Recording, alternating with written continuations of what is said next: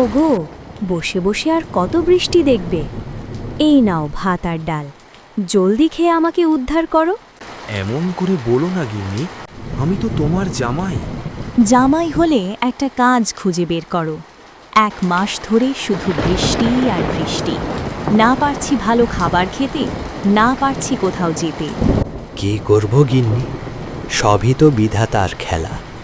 সব বিধাতার উপর ছেড়ে দিলে চলবে? পেটও তো চালাতে হবে।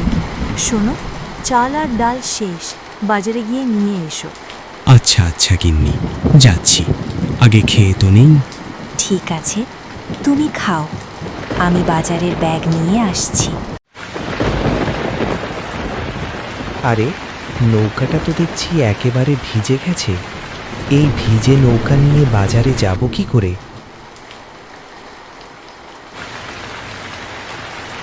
এই নাও ছাতা আর বাজারের ব্যাগ।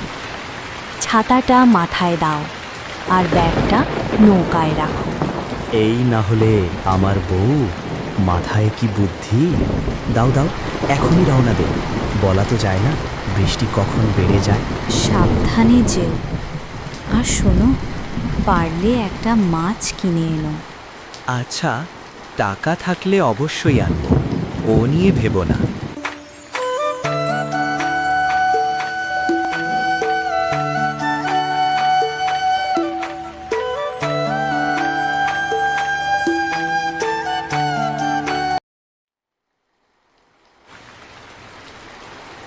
ও লালু ভাই, দোকানে আছো?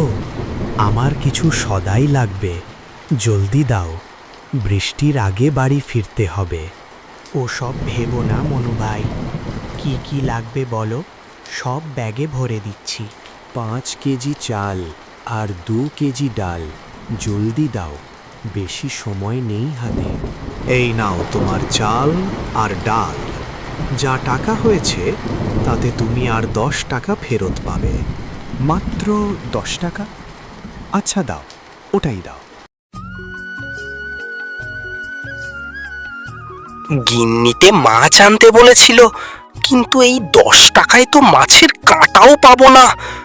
তার চেয়ে মতি ভাইয়ের দোকানে 1 কাপ চা খেয়ে নি।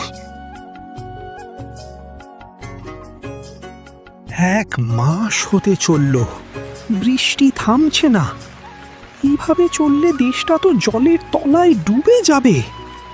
সে কথা আর বলো না ভাই, এই বৃষ্টির সাথেই আমাদের সব করতে হচ্ছে। গ্রামটা ডুবে যাওয়ার সাথে আমাদের জীবনটাও ডুবতে বসেছে।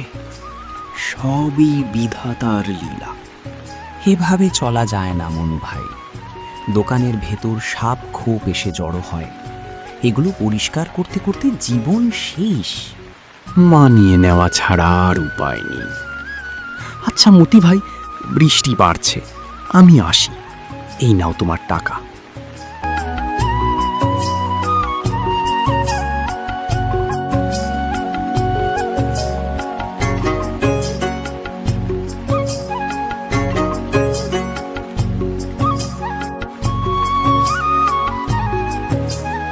আরে, এ কি দেখছি? মেঘ না চাইতেই জল। একটা বড় মাছ লাফ দিয়ে আমার নৌকায়। বিধাতাকে ধন্যবাদ, গিন্নি মাছ চেয়েছিল, তার ইচ্ছা পূরণ হলো। বৃষ্টি শুধু দুঃখ না, আজ কিছুটা সুখও নিয়ে এলো।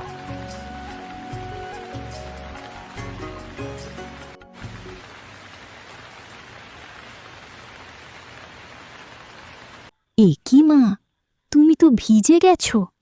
এই নাও গামছা, শরীর মুছে নাও। নৌকা ছাড়া হেঁটে আসলে কেন? ভেবেছিলাম জল কম হবে, তাই হেঁটেই রওনা দিয়েছিলাম।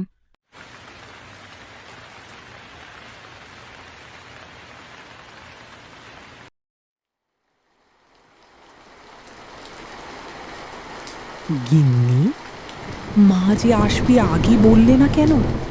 তাহলে কিছু বাজার বাকি করে হলেও ভালো কিছু আনতাম। মা আসবে তা তো আমিও জানতাম না, কিন্তু এই মাছ তুমি কোথায় পেলে? এত বড় মাছের তো অনেক দাম। সে এক মজার কাহিনী।